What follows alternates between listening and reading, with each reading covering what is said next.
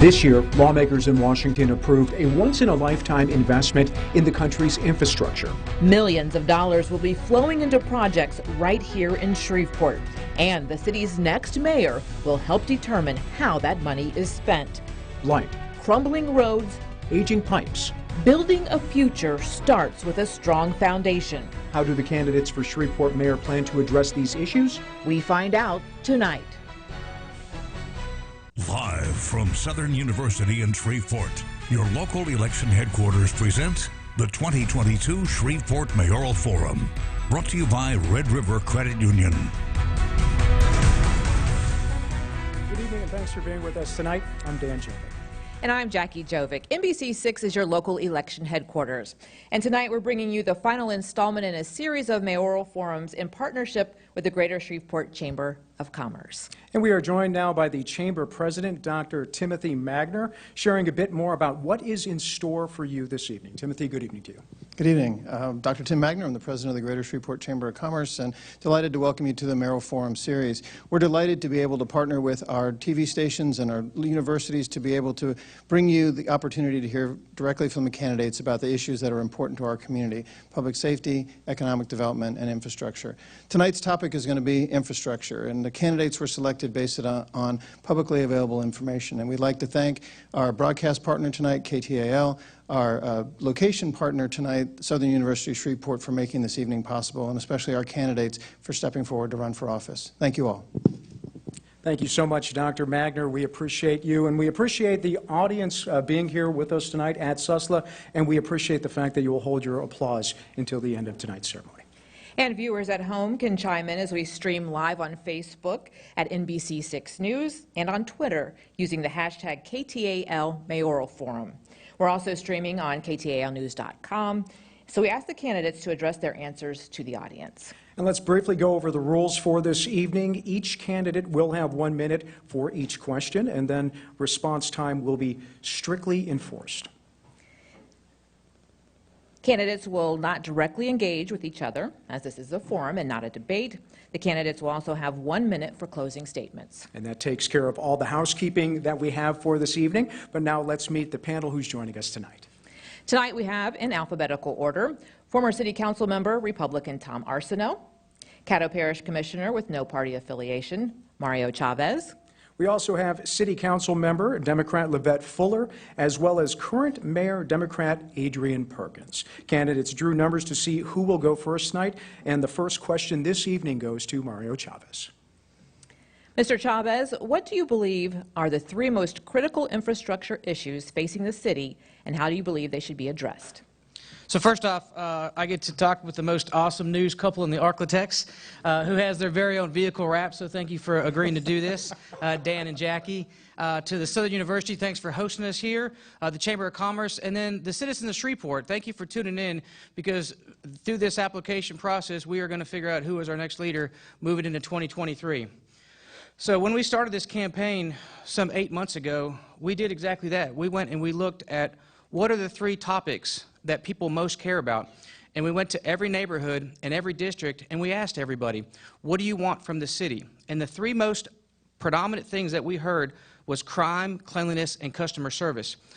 Over and over again, the resounding thing when it came down to cleanliness and customer service was the infrastructure. It was the potholes, the city streets. It was the street lights that are out. It was the not maintained landscape. So we made a point on how do we actually address it, and we came out with that plan. And we're going to get in that plan tonight. Thank you. Ms. Fuller? Water and sewer infrastructure is probably the most critical thing, and then following that is going to be our roads and sidewalks. And rather than give you a third thing, I'm going to say that what we really have to focus on is our population density versus sprawl, because the major issue in paying for all of these things comes down to the fact that we are spreading a decreasing population thinner and thinner over more land area every time we annex in new neighborhoods. So the biggest problem is the third thing really is how are we going to pay for all of it? Thank you.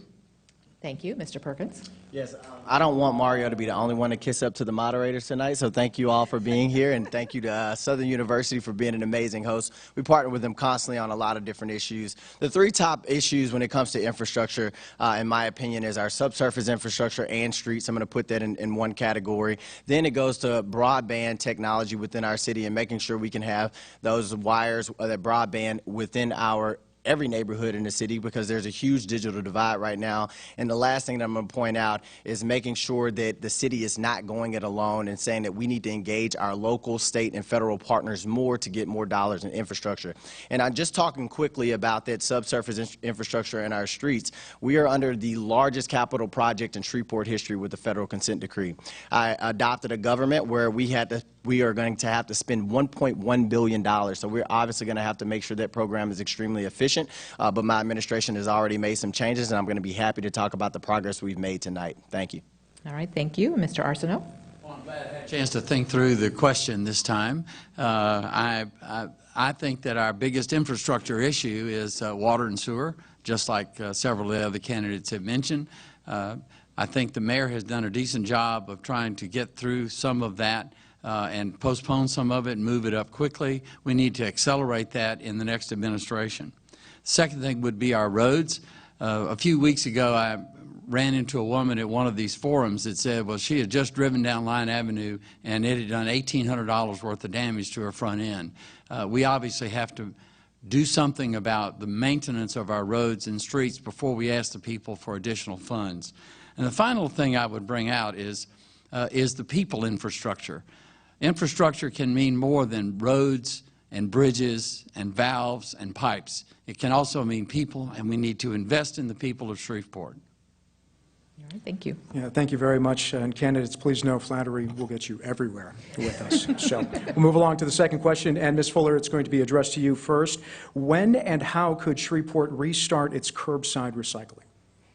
Well, I will start off by flattering you because I know both of you personally. I think that you're lovely human beings. How about that?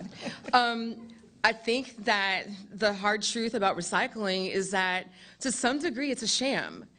The demand for plastic recycling is just very, very low, and it's really, really going to be more about us as consumers using less plastics, and that way we don't have as much going into the landfill. But there are things that we should be looking at as far as ways that we can use plastic possibly as a asphalt fill to go into our roads, and I'd love to talk to you about that later. In fact, you should email me, check my website, LeVetteFuller.com, and I'd love to have that discussion. But as far as curbside here, if we're going to do it, we have to retool it to something that's more like just looking at paper, cardboard, glass, aluminum, but it wouldn't be plastics because there's just no demand for it. Ms. Fuller, thank you very much. Mr. Perkins.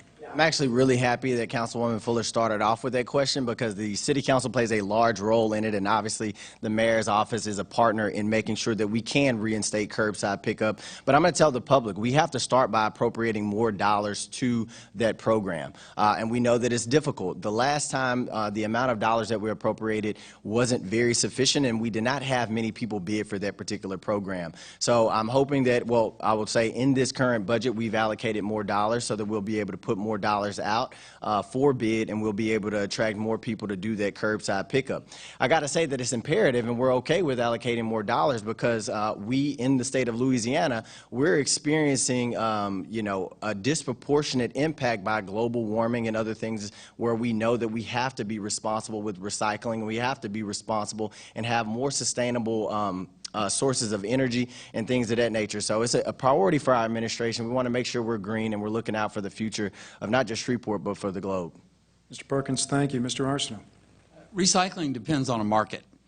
Recycling only makes sense if it can pay for itself. Putting additional dollars into recycling where we pick up curbside and most of the material still goes into the landfill doesn't save us any money. And we shouldn't be charging our taxpayers and ratepayers, because that's who is paying for it, is water customers, not the general tax base. So I am not in favor of anything that doesn't have a perspective of paying for itself.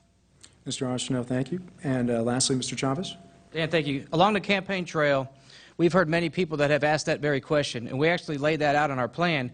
With recycling, I grew up in California, and I moved here when I was 15. I'm 42 now. And back in California, we didn't just have 2 trash cans, we actually had 3. That third trash can was for compost. We live in a high water table in Louisiana, and that's thankful. We're going to be lucky in 50 years when we realize that we have the water capacity that Texas doesn't, and we start selling them water. That's another topic. But for now, when we live in the high water table and we look at this vegetation that we're cutting and we're throwing in our landfill, and we're filling up our landfill with organic waste, and we're not utilizing smokeless incinerators to take that down, how do we get the most out of what we have? How do we use 3 trash cans to get the recycling for not only the plastic and be responsible for the environment? So we've exactly looked at just like that. ChristFit is a local company that's doing that, and they're actually hiring people that were recently incarcerated, putting them back to work and giving them jobs by recycling and being responsible to the environment. We're going to look at that. Thank you. Mr. Chavez, thank you. Mr. Perkins, you will have the chance to answer this question first. What is your plan to improve our water system so that Shreveport can avoid some of the same issues we've seen in Jackson, Mississippi? Yes, that's a great question. What we've already done as administration is we inherited the consent decree, as I already pointed out, and what we realized early on was that the city of Shreveport spent twice the amount of money on half of the work. We had spent over $400 million when I came into office, and we had only gotten half the amount of work that was needed. So the first thing that we did was we changed leadership. We changed that project management team to CDM, from CDM to Burns and McDonnell, and they've slowed the project down so that we can actually execute it more responsibly. We cannot waste dollars when you're talking about $1 billion project. So that's step one. As we roll that program back out, we have to make sure that it's equity in that program. Another thing we realized with the former project management team was they were sending seasoned inspectors out to certain areas of the community and inspectors that had little experience in others. We have to make sure when we're tearing up our roads and repairing our water system that no matter what neighborhood you're in, you're getting a quality source of water. Thank you. Mr. Arceneaux. Well, as we all learned in snowpocalypse of 2021, having a reliable water supply is very important. One of the things that we must do is to make sure that we learn from the lessons from what occurred in 2021 and that we have an effective emergency plan so that should we encounter something similar or be threatened with something similar, we have a quick response. I know I got pretty tired of shoveling snow into my bathtub so that we would have flushing water. The drinking water was not a problem. The flushing water was the problem. That was an adventure for sure. Mr. Chavez. Thank you, Jackie. As a business owner, I tell my employees often, you inspect what you expect. So if you lay out a plan and you lay out the vision to the employees on how you want to see this water, how you want to see the quality, then you go and you do quarterly inspections. We've talked about this for the last 7 months, and how do we make available to the citizens the concrete data to show the various areas around the city of Shreveport where you can go online and get pure water testing on what is currently going on in your own neighborhood. We think that's valuable data. Healthy drinking is one of the greatest assets of any society, and to have healthy kids, to have healthy communities, it's going to come down to healthy drinking water. We demand accountability for our kids, and we're going to put that on the website to showcase everybody how we score in Shreveport, Louisiana. Thank you. Ms. Fuller. It's important to have transparency in processes like this, and I wouldn't wish to cast aspersions on the inspectors that were a part of the last program because they were very much local people, and I'm concerned about the number of local minority contractors that are no longer working because we did have a slowdown in the work, and so that means we're only saving money right now because there are not shovels in the dirt making jobs for local people to actually work on those repairs.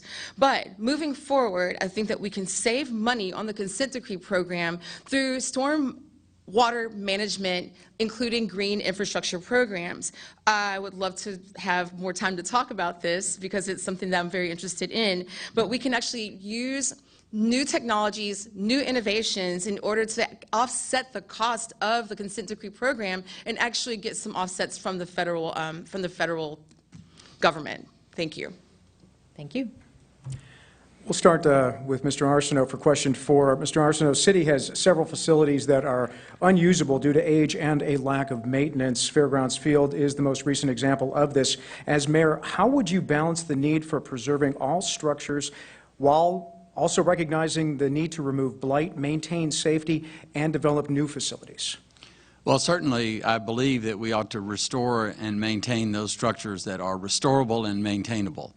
But there are structures that simply are not restorable and maintainable. Certainly, I don't know much about the baseball plan, and we'll certainly want to learn about that. But the plan, the proposal that was made to stop the destruction of Fairgrounds Field might have some merit, but only if the city doesn't have to pay any part of it, and any renovation, any restoration and renovation and demolition costs are covered by whoever would take that over. Each one of those decisions has to be a financial decision, and we have to base it on the economic realities of what we're facing. I certainly enjoy living in a historic district, and I want to preserve as many buildings as possible, but sometimes we just can't do that. Mr. Arceneaux, thank you. Mr. Chavez. So the fact that we have so many ample amounts of facilities and inventory in our portfolio, we need someone to go in there and take a solid look at the inventory to see what all the assets that we have on hand, what are on our tax rolls that are on our sheet that we have to pay for, that we need to get off of to get in commerce and get revenue positive. We need an entire team at the mayor's office that knows how to do this, that can go in there and look at our buildings from an asset management standpoint on what can be brought back into commerce, what do we have to get rid of, and how do we utilize the assets of going around the country to see what they've done in other places to revamp and reutilize the buildings that we have and bring them back into commerce. That's one thing that we're going to do, is we're going to figure out how do we get these buildings back into commerce, and the ones that we cannot resurrect, that we need to figure out ways to incentivize other companies to come in and buy these assets from us and get these off the tax rolls. That's what we're going to do. Mr. Chavez, thank you. Ms. Fuller. I will praise this administration for starting to actually take inventory of all the assets that we have on our tax rolls right now that are not being productive. But one thing that I think we need to think about is taking care of what we have for who we have, and we will be able to actually remove some of these things from our tax rolls by making them available to the public for auction so that we can actually get them into private enterprise. But another thing that concerns me is that we chase shiny and new instead of looking out for the actual community. If we want to see more tax revenue in this community, we need to work on revitalizing our inner city neighborhoods, and that might not be the best way to say that. It might not sound as kind and friendly as you want, but the core communities in this city deserve attention and deserve to be treated as well-attended, well-cared for, so that we can actually have tax dollars in those areas that actually support the entire city. And then we can afford the nice things that we say we want as amenities. Ms. Fuller, thank you. Lastly, Mr. Perkins. Yeah, well, thank you, Councilwoman, for pointing out this administration has already taken an inventory of the assets that we have. And I got to tell you, what we realized early on is that there was no maintenance budget that was symmetric with the actual capital that we have here, those capital projects, those buildings. And any organization needs to make sure that their maintenance costs are aligned with the capital costs as they build things off. So we've been trying to repair that. As we've acquired, or as we are building new and shiny things, like we just built the or finished Fire Station 9 on Greenwood Road, we make sure that there are maintenance dollars within that budget. But we do have to grow our maintenance program overall in the city, and I'm proposing in our next term to have an actual maintenance enterprise fund, and I'm actually going to ask our Caddo Commission to assist us with that, considering that they collect 5.92 mills from the citizens of Shreveport, when the citizens of Shreveport only collect the city of Shreveport only collect 1.13 mills. So I think that would be a great place to bring in partners so that we can help maintain the assets that we have. Mr. Perkins, thank you. Mr. Chavez, you'll have the opportunity to answer this question first.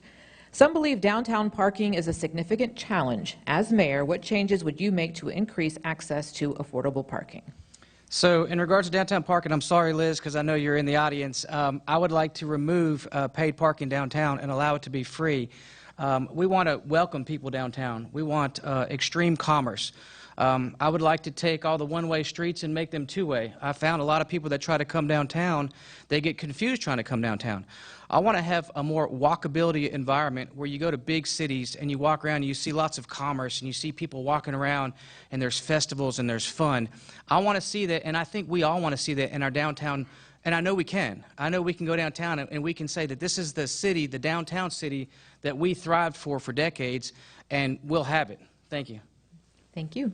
Ms. Fuller? Thank you for this question. I love this question. I wish I had more than a minute to delve into it. 45-degree parking where we can throughout downtown would actually thicken the amount of parking that we have. There's a CPAT study.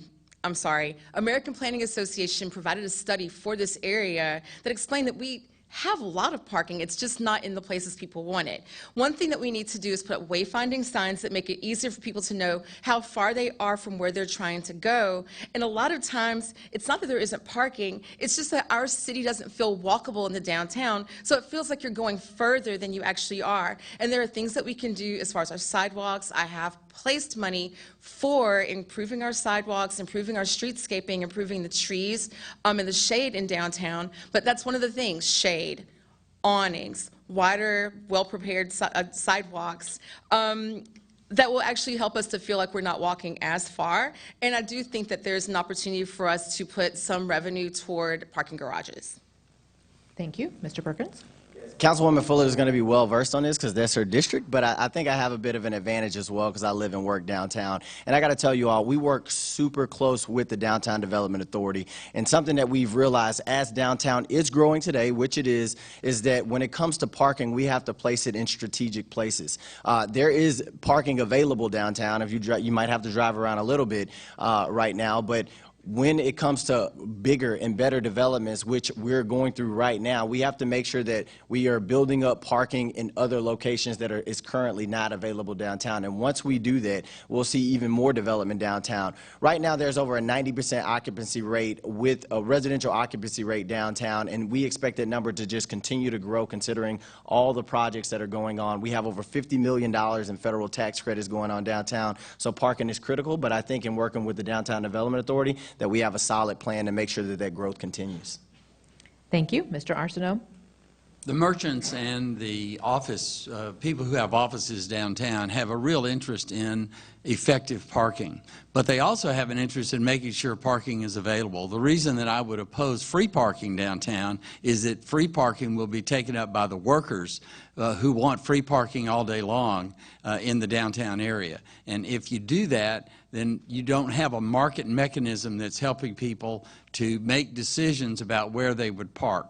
So I will tell you that most of the time when clients come to see me in my office, and I've been in downtown for over 40 years, when clients come to see me in my office, they usually don't have any trouble. We provide free parking in the parking garage that's next to our building, but many of our clients are happy to park on the street, and they do not have trouble finding parking on the street. I think we need to do a better job of educating people about the available parking downtown.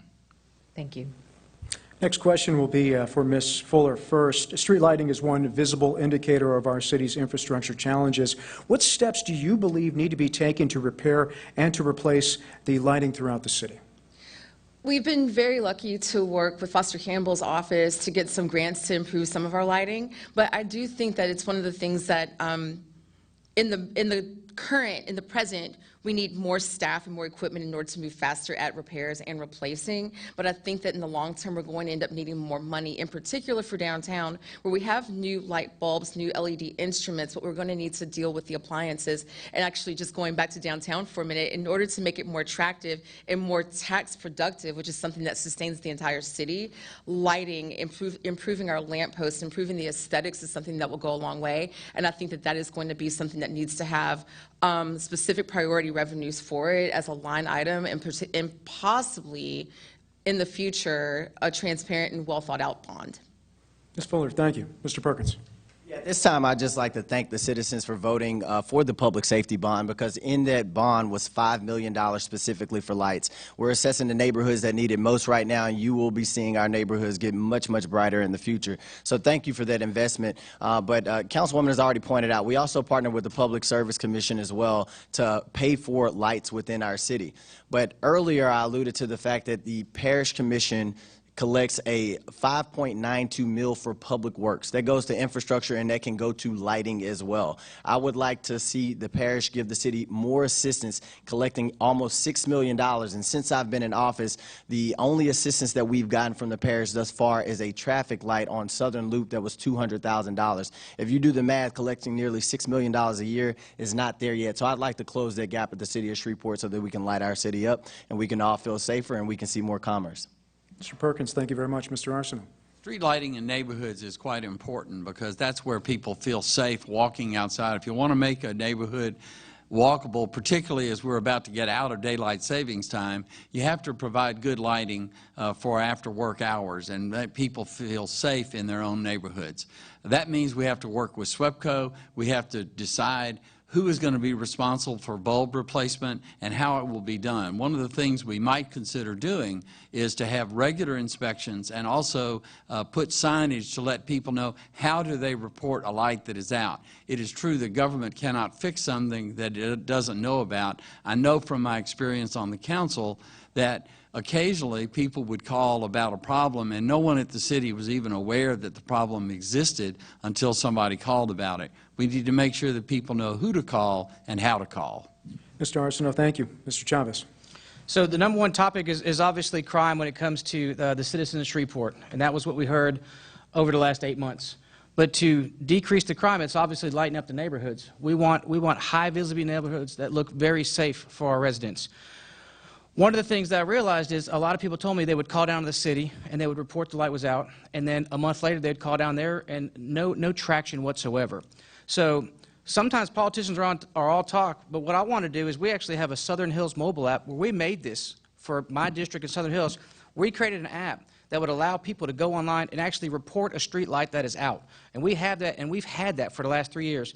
And that's outlaid in our 100-day plan is how do citizens report issues? How do they report potholes, street lights out? One of the coolest things, I was talking with the government director of SWEPCO just last week, and he said they're about to roll that very thing out with SWEPCO. So the city of Shreveport is going to be able to include an overlay with the SWEPCO, and we can get this accomplished. Thank you. Mr. Chavez, thank you very much. Mr. Perkins, you will answer this question first. You just mentioned the public safety bond that voters passed. Several other recent bond proposals have not been approved by voters. What messages do you believe voters need to hear to support additional infrastructure investments? Yes, I mean, with snowpocalypse that was already referenced, you know, those instances are make a much stronger argument than I can ever make to our citizens that we need to be investing in our infrastructure. Although those bonds, you know, a lot of those bonds fell, this administration, we've still been able to make things happen. I've talked about some ideas tonight on how in a second term we'll be able to do even more, and we really have to get our local partners involved. When it comes to our water system here, one thing that I do want to point out in comparison to Jackson, Mississippi, is that despite that bond failing, we were still able to make a $25 million investment at the Amos water plant so that we can have an alternative pump so that if ever our main pump goes down, we can still have a pump and people in Shreveport can have water. So despite those bonds failing, we're still making it happen, but there's still a lot to be done. And the message that I want to tell our citizens as well is when we vote for public safety only, but we turn down technology and infrastructure, we're sending a very bad message to the young people of this city who are considering staying here in the long term. Thank you, Mr. Perkins. Mr. Arceneaux. There were a couple of lessons that I gleaned from the failure of the bond issue. Number one is that the people of Shreveport believe that they want to see that we're taking care of what we have before we look for new and shiny things. The second thing is that they want to know where monies are going to be spent. The city of Shreveport has received over $70 million from the federal government as a result of COVID relief. There has been very little transparency about where that money went and how it is to be spent and whether some of that would have been available for infrastructure needs. Thank you. Mr. Chavez. Thank you, Jackie. I'm not going to steal Councilwoman's goldfish quote, so I will say, though, it's all about accountability. I don't feel that the voters, I don't feel that the citizens of Shreveport trust our current government. I don't think that they think that our current government operates with the integrity to manage the budget. I think that's resounding with a no on everything except public safety. I know the citizens of Shreveport love our fire and police. It's apparent. I personally voted for that bond. The other ones, I voted just like the citizens of Shreveport because I did not trust that the city of Shreveport would take care of us when it came to the integrity of the budget.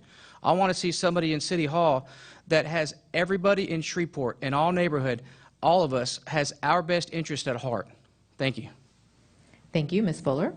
I wasn't going to talk about the goldfish tonight, but I hope you'll read the newspaper on Sunday because I mentioned them there. But it's about taking care of what we have and proving that we can take care of what we have before we ask for something else.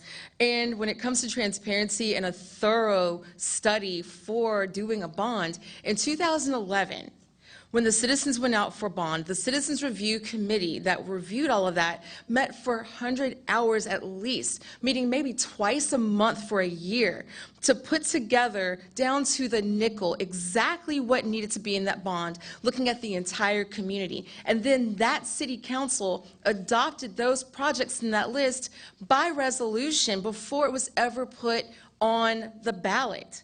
If we want people to support us, we have to be thorough, we have to be transparent, and even when we were down to the penny, Knight Street, which was a part of that 2011 bond, still isn't complete. And that's what I'm hearing back. Not that we should be reproaching you, but that we are under a mandate to be more transparent and more trustworthy. Thank you. Our next question will begin with you, Mr. Arceneaux. The condition of city streets varies considerably. As mayor, what steps do you believe need to be taken to address the need for repair, repaving, or even the replacement of a given city street? The most important thing we can do is to set priorities based on two things. One is need, and the second thing is visibility. When you have as many streets that are under bad repair as we have, the most important thing we can do is to start with our gateway areas. And those are areas, for example, like North Market Street, Lyon Avenue. Those are places where Uri Drive, those are places that people come into the city, and that is the first thing that they see. And after we have addressed those issues significantly, then we can go to other areas based on need. And the need has nothing to do with neighborhood. It has to do with the condition of the streets and the needs in the particular neighborhoods, particularly in our inner city neighborhoods that are really the heart of the city of Shreveport. Mr. Arceneaux, thank you. Mr. Chavez. Thank you, Dan. So we've looked at this in great study, and what a lot of people wanted is they wanted a gridded out system where we looked at all the major thoroughfares to see where all the big businesses are coming in, where we're taking our children to school, the most traveled thoroughfares, and start working on those first and foremost, and guarantee that we have a gridded out system to where every neighborhood and every city council person is represented, to where they have a say to make sure that the streets are done correctly. And when it comes to economic development, that's one thing that we need to look at is how are we going to fix the streets if we have a shortage of budget? If we bring in more business, if we grow more industry, if we have more revenue, then we will have the assets in our budget to fix these streets. We can either A, take care of the money that we have and fix the streets, but if we don't have enough, we need to grow business. We can go out for bond, but the citizens need to trust that the city of Shreveport is going to do what we say we're going to do with the budget. Mr. Chavez, thank you. Ms. Fuller. Attracting business without having regard for your citizen residents means you may not have anyone to help with your sales tax because they will all have moved away. There is a study underway right now from a company called Urban 3 that is creating a heat map of the areas of this city that are actually more productive block by block in property and sales tax. And what you're going to find out when you see this is that the areas that are the most productive on sales tax and have the highest return on investment are often the most neglected. In fact, when we put visibility ahead of need, what you're hearing is that the areas that are currently neglected will continue to be neglected. And that is not going to help us to encourage a tax base and have a vibrant community that people actually want to be a part of. And it further proves that we have a hostile environment when it comes to poor people in this community. And that heat map also, it's the same heat map that you see for crime. It's the same heat map you see for failing schools. Ms. Fuller, thank you very much. Mr. Perkins. Yeah, when you step into the mayor's office, you inherit the good and the bad with government. In talking about our streets, we inherited a very bad situation. Our street special revenue fund is about $6 to $7 million a year, yet our engineering report has told the citizens of Shreveport, and we publish it every year, that we need to be spending $30 million just to maintain our roads because of the size of our city.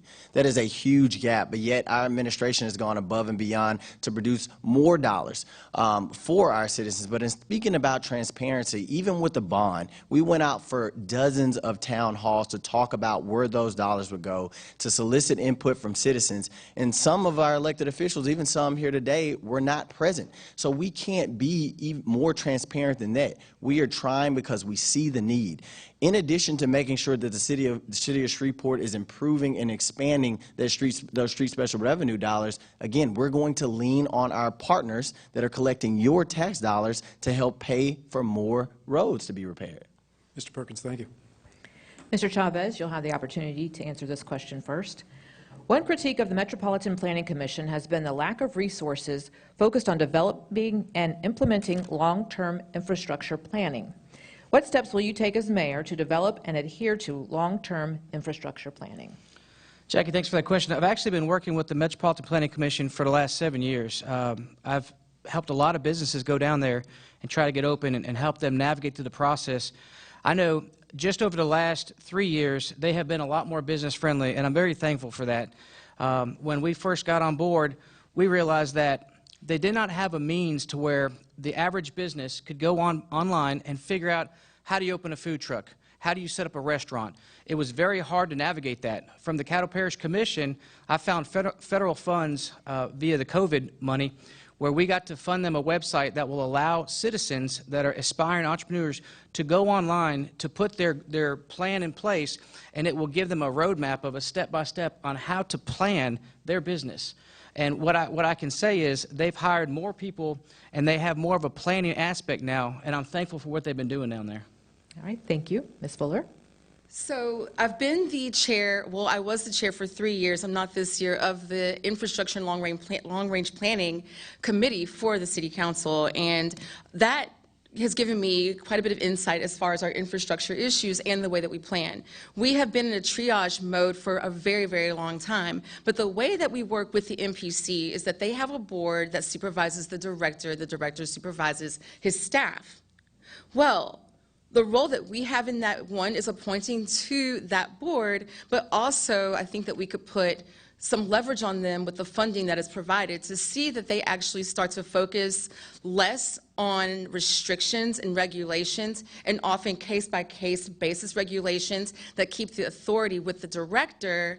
We should actually put caveats on our funds to insist that some of it is going directly to long-range planning for the future of this community. Planning should be the operative word in Metropolitan Planning Commission. Thank you. Mr. Perkins? Yes, a lot of citizens don't know, but the MPC now falls under the city of Shreveport. That began on January 1st of this year. Prior to that, it was an entity that was managed by the city and the parish. And when you have that mommy-daddy relationship, as I describe it as, a lot of things can fall through the cracks. Now that the city has it, we have a lot of reforms into place to make sure that we are cutting red tape at the MPC and things are more efficient. But tying the MPC to the topic at hand tonight, which is infrastructure, I got to tell you, I'm extremely excited about the fact that the city of Shreveport received a $30 million raise grant. It's the largest raise grant in the state of Louisiana so that we can actually improve our medical corridor. We can create businesses, not just with healthcare, but in technology as well. And I'm looking forward to the way that the MPC is going to manage their business growth in our area. Not only is it going to improve our infrastructure, but it's also going to improve our economy. And that's something that this administration went out and guided and that we're excited about for us to implement over the next 4 years. Thank you. Mr. Arceneaux? Having worked in the land use area for over 40 years, I've done a lot of work with the Metropolitan Planning Commission. And over time, the Metropolitan Planning Commission has become more of a Metropolitan Get-in-the-Way Commission or more of a Metropolitan Enforcement to see. We need enforcement of zoning laws without question, but we're not focusing enough on planning and the positive aspects of development within the city. We need to streamline that process, make it easier for people to know what the rules are, and when they're entitled to do a development, that permit go through quickly rather than, as Ms. Fuller pointed out, having to put all of those things before the executive director for a decision that is in his discretion. Thank you. Ms. Fuller, we're going to start with you with our next question. The city's population is declining, and our maintenance costs continue to increase. What elements of the city's infrastructure budget do you believe need to be reduced or redirected to support critical infrastructure maintenance and repairs? I think that any of our funding that we have needs to be redirected into the core of our community. We will see a higher return on investment for every single dollar we have if we focus on our downtown and the neighborhoods surrounding, which are our older, often most neglected areas, where you also see spikes in crime that I mentioned earlier as far as heat maps on where negative things happen. So while we are looking at the streets that we have as priorities, I think we already know that those priorities are in that same area that is that heat map, and all of our funds need to be redirected to where this new assessment is going to say we are getting a higher return on investment for those tax dollars, but not seeing those same levels of attention to maintenance and repairs and replacements. Ms. Fuller, thank you. Mr. Perkins. Yes, that's just not a conversation that we are having at that moment, and there's no market indicators to say that we need to be making cuts. We have broken multiple revenue records since my administration has been in office. We're the second fastest recovering economy in the state of Louisiana, and we're the fourth fastest growing. And I would argue that we're actually like top two, but that's another conversation. With the additional revenue that's coming in, we've already talked about all the needs in our city. We already talked about that huge deficit between the $6 million that's spent on roads right now and the $30 million that we need. If we really want to continue to close those gaps, we don't need to talk about cutting. We need to talk about holding the other local entities and our state entities accountable when it comes to investing in infrastructure. And I know you're saying the mayor is really beating this dead horse, and that is the reason why, is because this is something that not only the mayor's office can do in engaging our local partners, but it's something that citizens can do in holding those other local entities accountable for the tax dollars that they collect from you. Our roads will be repaired. We'll have more lights. We can have more broadband in our streets. Our city can grow if we hold them accountable. Mr. Perkins, thank you. Mr. Arceneaux. I believe in you, the voters of Shreveport, the citizens of Shreveport, and I believe that if we provide you with the transparent information about what your budget choices are and the implications of those choices, you will support the right choices. So what we need to do is to lay out those choices to you very clearly. I developed a budget process when I served on the City Council that did precisely that, and we were able to make priority decisions almost by consensus in every regard. Most of you want the very same things that everybody else wants. If we give you the information, you will support the right decisions. Mr. Arceneaux, thank you. Lastly, Mr. Chavez. Thank you, Dan. So I'm going to agree with the mayor on this one. If in business, you've heard this saying, in good times you advertise, in bad times you have to. Well, if we're in good times, if we have the $36 million increase that the mayor's office has said that we have, if it's time to buckle down and figure out how do we spend these funds accordingly, how do we clean up our city, how do we decrease our crime, how do we well light, how do we get the education that we want, how do we build the economic development driver and the engine that's going to boost Shreveport into the next level, if we have the funds on hand and we clean up the city, and by doing exactly that, we entice our kids to come back home. We tell America that we're open for business, and they come in and open up shop, and before we know it, it's a circle effect where we have even more revenue coming in, more jobs. We're going to have the money. We're not going to be talking about cuts. We're going to be talking about what new shiny things that we may need in 10 years. Thank you. Mr. Chavez, thank you. Mr. Perkins, you're up first for this next question. HUD Secretary Marcia Fudge says housing is infrastructure. What will you do as mayor to make sure the city invests in affordable housing? Yes, we're already investing in affordable housing, having just cut the ribbon on that $30 million federal grant that we received from HUD. But we do need to go much further when it comes to affordable housing. I'm working very closely with Bonnie Moore, who is a guru on this and who has been in our community putting in the Lord's work for decades now to make sure that each and every citizen can have access to affordable housing. But we have to do more. During the post-pandemic, we know that housing prices skyrocketed, and it really squeezed a lot of our households. But I got to tell you, the way that we can get at this is going to be in two tiers, not just building out that housing stock, but also making sure that we have a strong economy. And I just pointed out that our economy is very strong. It's one of the top in the state, and we have to do that so that people aren't just having a job, but they're actually having careers, that they can pay for the housing that's available. So we have this two-pronged approach. It's been working thus far, and we're going to continue to rely on our experts so that the citizens of Shreveport have access to that housing. Thank you, Mr. Perkins. Mr. Arceneaux? One of the largest needs we have is for affordable housing for home ownership. If you walk in neighborhoods, you can tell the difference in many instances between homes that are owned by the people who are dwelling in them and homes that are not. That's not to say that the tenants are lousy. They're not. They're just usually not in as good a position to make an affordable decision. There are current programs that are available to help people to own their homes, to put in sweat equity. That's a place where we can really invest in our inner city communities to increase home ownership percentages in those communities. Thank you, Mr. Chavez. Thank you, Jackie. So when I moved here from California, I was 15, and I moved here because General Motors shut down in California. And then sadly, General Motors shut down here. And I saw what happened to Southern Hills. I moved into Southern Hills in 1995. I think 1990 was really the heyday for Shreveport. That's when South Park Mall was booming. We've had a carousel. I don't know if you guys remember that. But slowly over the years, a lot of the neighbors moved out, and a lot of the homes turned into rent homes. And unfortunately, that was the main reason why I ran 7 years ago for the Caddo Parish Commission, because I saw the degradation of the neighborhood, and I didn't like it. I saw a lot of my family move away, and I wanted to restore the neighborhood. And looking at the American dream, it's home ownership. It's how do we move people from their current socioeconomic environment into a better one. It's teaching them how to have job placement, job training, workforce development. It's getting that American dream of home ownership. And I think our city needs to be responsible for helping our community to do that very thing. Thank you. Thank you, Ms. Fuller. So much about this does come down to the Metropolitan Planning Commission, our master plan for this community, but I'd be remiss if I didn't take this opportunity to say, while we do need home ownership, pathways to home ownership as well, we shouldn't stigmatize renters, because rental property isn't privy to homestead exemption, and we get a lot of revenue from that.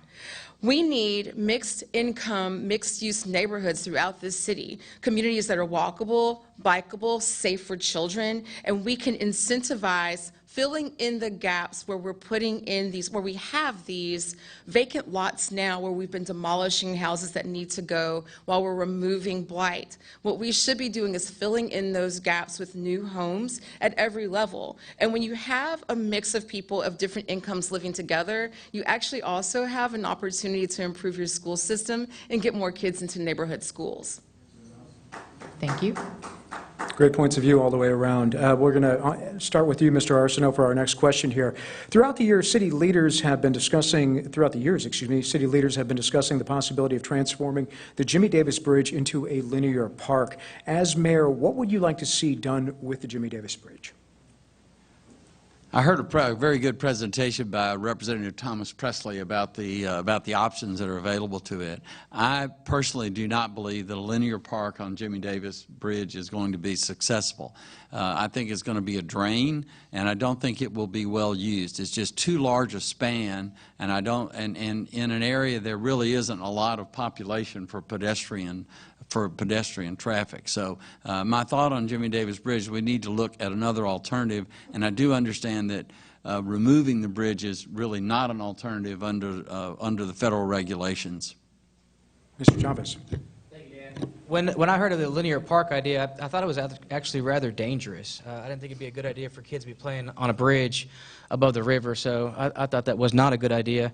As a pedestrian crosswalk for somebody that's riding, or if we want that bikeable, walkable city that we're talking about, I don't see a bad idea to have a pedestrian bridge that gets us from Shreveport over to Bossier if we cannot take it down. So that's what I'm thinking about it. Thank you. Ms. Fuller. The High Line is a really interesting linear park in New York, but that is in an area that's already walkable, and so that makes sense. It could be possible that this could be a bikeable bridge, possible, but at what price tag? I ask you, as the citizens, would you rather see tens of millions of dollars going to a bike path over the water, or would you like to see us put that funding back into our infrastructure within the city? Thank you. Yeah, Ms. Fuller, thank you. And Mr. Perkins.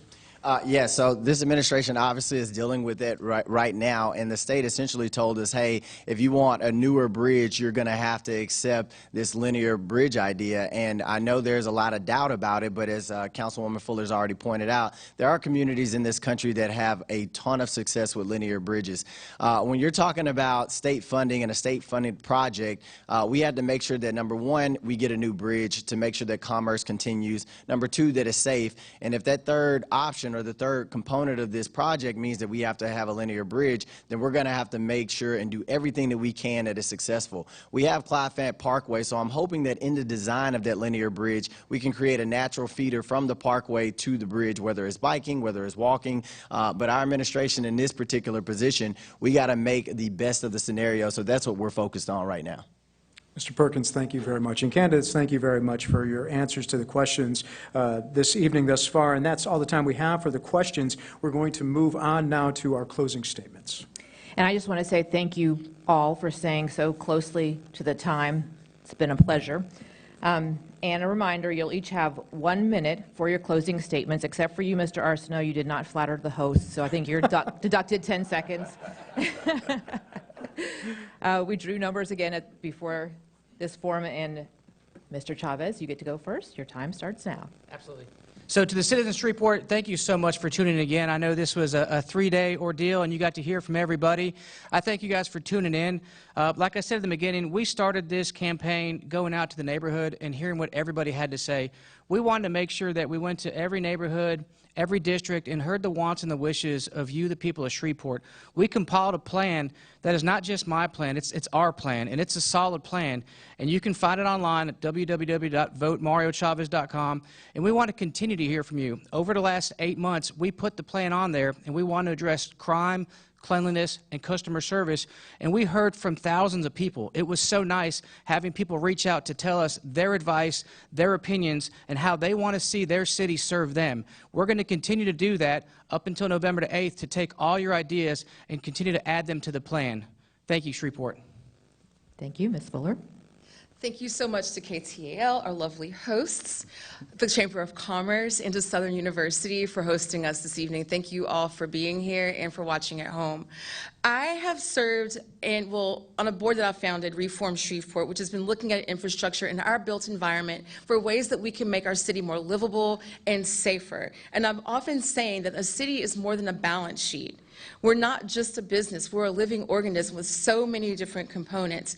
And I've learned through Reform Shreveport and also serving on the National Board for Strong Towns that a lot of cities are facing the same issues that we are when it comes to infrastructure, when it comes to crime, when it comes to trying to make your city the best place it can be for the people who are here, so those jobs can be created within your city by entrepreneurs that are already here and new people coming in that want to be investing in this area. I'm asking for your vote on November 8th because I believe that my vision for a comprehensive and holistic way of making the city better is the best one for our community at this juncture. Thank you. Thank you, Mr. Perkins. Yes, I'd like to thank our hosts as well this evening, and to all the citizens that are here present, and also those of you that are tuning in for being educated in this political process. And in closing, I got to say, I grew up in a neighborhood, the Pine Valley section of Cedar Grove, and we didn't have sidewalks. I go into the office every single day, and my hope and my vision for this city is for every neighborhood to have walkable sidewalks, for every neighborhood to have safe streets. And as I've pointed out tonight, time and time again, the city of Shreveport is investing every dollar available in doing that. I encourage every citizen that are here tonight to go and look at our budget and look where those dollars are going. And then I want you to go and look at the parish's budget and look at where your tax dollars are going. See if they are being allocated towards that infrastructure that we've discussed today. Then I want you to go and look at the state's budget and see where your dollars are going. If we want our infrastructure to improve and be the safe city that we know Shreveport can be and the walkable city that we know Shreveport can be, we're going to have to hold those other government agencies accountable. Thank you. And lastly, Mr. Arceneaux. I've been serving you, the citizens of Shreveport, for over 40 years in one capacity or another.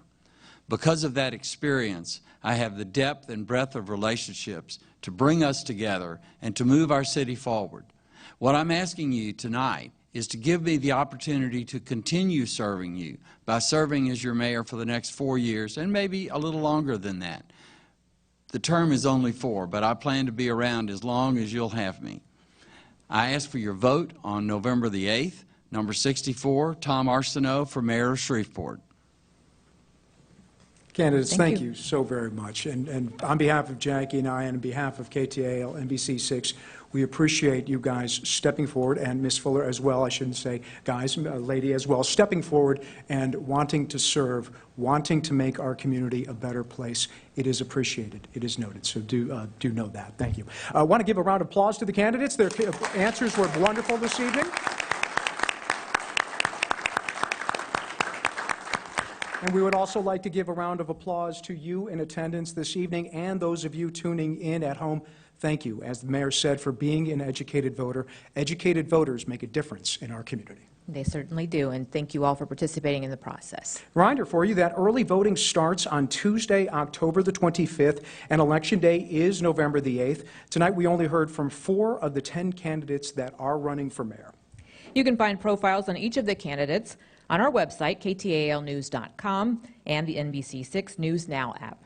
Right after this broadcast, our digital anchor, Brittany DeFran, will have a local expert on to share analysis on tonight's forum. You can join the conversation on ktalnews.com. It's going to be an interesting conversation. A lot of topics were touched on this evening. And we want to say thank you to the candidates, as we did, for participating, as well as the Chamber for hosting this. The Chamber put together 3 nights of debates to keep Shreveport as informed as possible. A round of applause for the Chamber of Commerce.